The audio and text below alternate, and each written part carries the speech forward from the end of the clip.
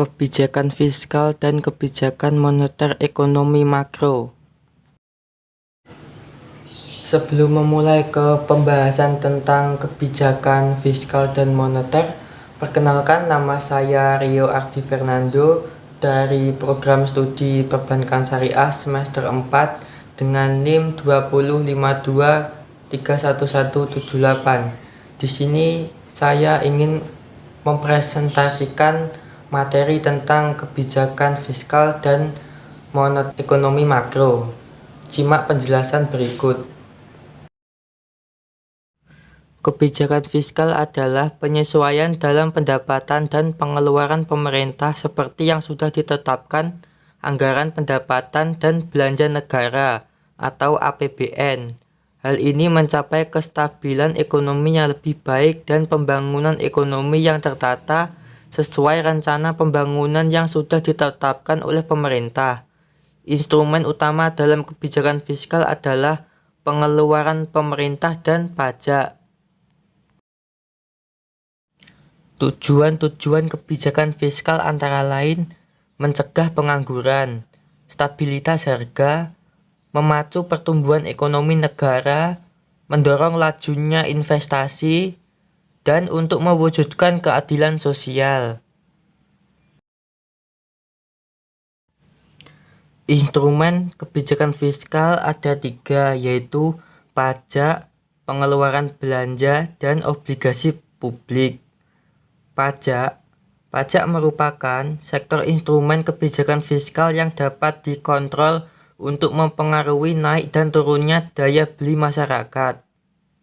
Sedangkan pengeluaran belanja ini dijalankan berdasarkan jumlah nilai belanja negara yang dapat dikurangi atau ditambah sesuai kebutuhan dan situasi keuangan negara. Obligasi publik. Obligasi cukup dikenal dalam bidang investasi, di mana rakyat yang memiliki dana ditawarkan untuk membeli surat utang dari negara dan negara akan mencicil hutang tersebut beserta bunga pinjaman. Macam-macam kebijakan fiskal.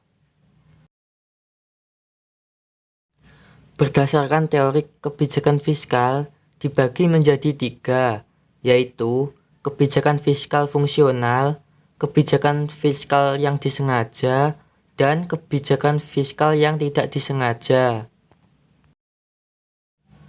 1. Kebijakan fiskal fungsional. Kebijakan fiskal fungsional merupakan kebijakan dalam pertimbangan pengeluaran dan penerimaan anggaran pemerintah yang ditentukan dengan melihat akibat tidak langsung terhadap pendapatan nasional, terutama untuk meningkatkan kesempatan kerja. 2. Kebijakan fiskal yang disengaja. Kebijakan fiskal yang disengaja merupakan kebijakan yang digunakan untuk mengatasi masalah ekonomi dengan cara memanipulasi anggaran belanja secara sengaja, baik melalui perubahan perpajakan ataupun perubahan pengeluaran pemerintah. 3 bentuk kebijakan fiskal yang disengaja yaitu membuat perubahan pada pengeluaran pemerintah, membuat perubahan pada sistem pemungutan pajak, membuat perubahan secara serentak baik dalam pengelolaan pemerintah ataupun sistem pemungutan pajak. C. Kebijakan fiskal yang disengaja. Kebijakan fiskal yang disengaja adalah kebijakan dalam mengendalikan kecepatan siklus bisnis agar tidak terlalu fluktuatif. Jenis kebijakan fiskal yang disengaja yaitu proposal, pajak progresif, kebijakan harga minimum, dan asuransi pengangguran. Berdasarkan penggolongannya, kebijakan fiskal dibagi menjadi 2, yaitu kebijakan fiskal ekspansif dan kebijakan fiskal kontraktif. Kebijakan fiskal ekspansif adalah kebijakan yang dilakukan ketika perekonomian mengalami penurunan daya beli masyarakat dan jumlah pengangguran yang tinggi, yakni dengan cara meningkatkan belanja negara atau menurunkan tingkat pajak.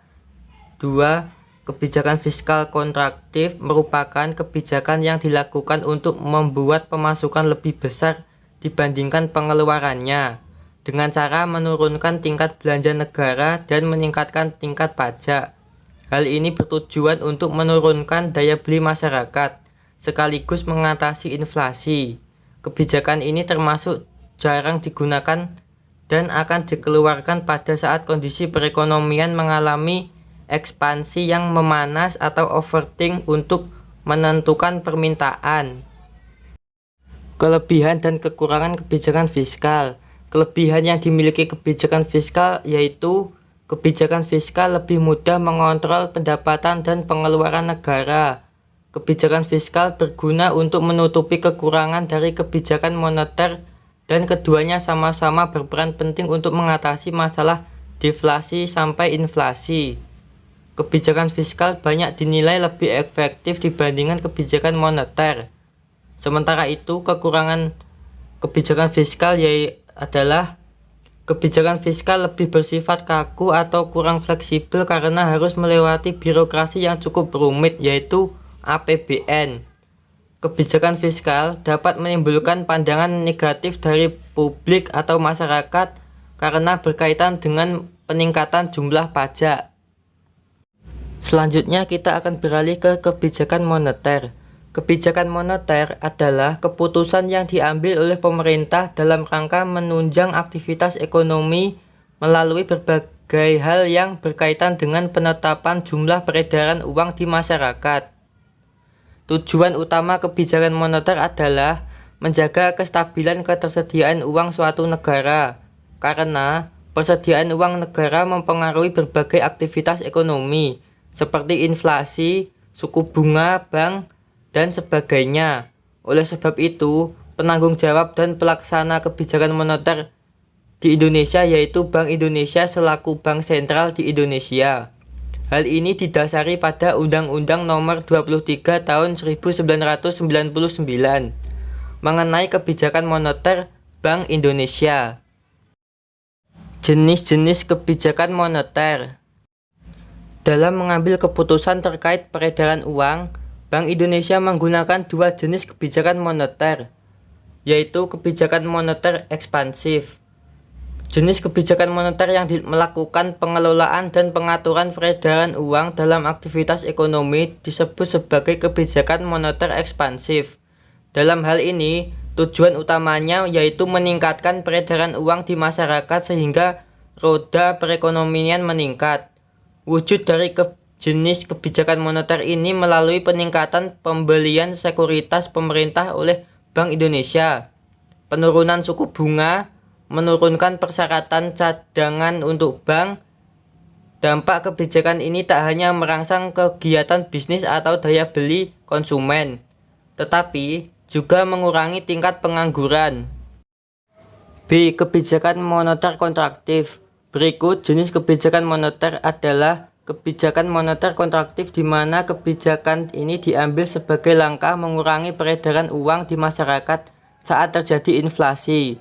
Hal ini diwujudkan melalui penjualan obligasi pemerintah, peningkatan suku bunga bank, dan meningkatkan persyaratan cadangan untuk bank. Instrumen kebijakan moneter. A. Kebijakan diskonto atau discount rate. Kebijakan diskonto merupakan instrumen kebijakan moneter yang mengukur melalui tingkat suku bunga bank, kondisi di mana bank-bank umum meminjamkan dana kepada Bank Indonesia selaku bank sentral, membuat peredaran jumlah uang teratur. Ketika peredaran uang harus ditingkatkan, maka Bank Indonesia menurunkan suku bunga pinjaman. Sebaliknya, suku bunga kredit bank akan dinaikkan ketika peredaran uang harus dikurangi. B. Operasi pasar terbuka. Ketika pemerintah mengontrol peredaran uang melalui penjualan atau pembelian surat-surat berharga milik pemerintah, maka akan dijadikan instrumen kebijakan moneter adalah operasi terbuka. Saat Bank Indonesia ingin mengurangi peredaran uang, maka pemerintah menjual surat peredaran berharga. Sebaliknya, ketika peredaran uang harus ditingkatkan, maka pemerintah membeli surat berharga atau obligasi. C. Kebijakan rasio cadangan wajib. Selanjutnya, instrumen kebijakan moneter adalah rasio cadangan wajib. Saat Bank Indonesia ingin mengurangi cadangan kas uang bank, maka uang yang diedarkan masyarakat melalui pinjaman. Sementara, bila cadangan kas uang bank harus ditambah, uang yang beredar di masyarakat ditarik dengan peningkatan suku bunga tabungan. D. Penerapan suku bunga acuan. Dalam mencapai tujuan kebijakan moneter, maka Bank Indonesia memiliki wewenang untuk mengendalikan peredaran uang melalui suku bunga. Besaran suku bunga yang ditetapkan oleh Bank Indonesia akan menjadi acuan bank umum di seluruh Indonesia dalam menjalankan aktivitasnya. Oleh karena itu, instrumen kebijakan moneter adalah penetapan suku bunga acuan. E. Imbauan moral. Terakhir, instrumen kebijakan moneter adalah imbauan moral. Dalam hal ini, Bank Indonesia selaku bank sentral menghimbau seluruh bank umum untuk menjalankan kebijakan penurunan atau peningkatan suku bunga pinjaman. Contoh kebijakan moneter di Indonesia. A. Pelaksanaan kredit langsung oleh Bank Indonesia. Pertama, contoh kebijakan moneter adalah Bank Indonesia mengadakan kredit langsung. Pemberian kredit langsung kepada berbagai sektor atau proyek yang memerlukan dana secara mendesak. Hal ini dapat meningkatkan jumlah uang yang beredar karena harus membiayai kegiatan dengan segera. B. Penyediaan fasilitas overdraft. Saat Bank Indonesia membantu bank umum untuk mengalami kesulitan likuiditas jangka pendek, maka hal ini termasuk contoh kebijakan moneter di Indonesia melalui fasilitas overdraft. Bantuan yang diberikan berupa pinjaman jangka pendek dengan suku bunga tinggi. Hal ini diharapkan mampu mengontrol peredaran uang agar tetap stabil. C. Penerbitan surat utang negara. Selanjutnya, contoh kebijakan moneter adalah menerbitkan surat utang negara. Dalam hal ini, pemerintah berusaha menghimpun dana dari masyarakat agar uang yang beredar di masyarakat mengalami penurunan. Kelebihan dan kekurangan kebijakan moneter. Kelebihan kebijakan moneter adalah 1. Dapat mengatur uang yang beredar di masyarakat. 2. Dapat mengatur suku bunga dan kredit bank. 3. Bersifat mudah dirubah dengan cepat karena tidak melewati birokrasi rumit. Sedangkan kekurangan kebijakan moneter adalah 1. Tidak selalu mempengaruhi investasi dan tabungan masyarakat. 2. Menghilangkan kepercayaan masyarakat terhadap uang. Sekian dan terima kasih. Topik pembahasan tadi mengenai kebijakan fiskal dan moneter, sehingga kita dapat memahami antara apa itu kebijakan fiskal dan apa itu kebijakan moneter. Sedikit tambahan, yaitu kebijakan fiskal dipimpin oleh Menteri Keuangan, sedangkan kebijakan moneter itu dipimpin oleh Bank Indonesia sendiri sebagai bank sentral atau bank independen di Indonesia. Sekian dari saya. Wassalamualaikum warahmatullahi wabarakatuh.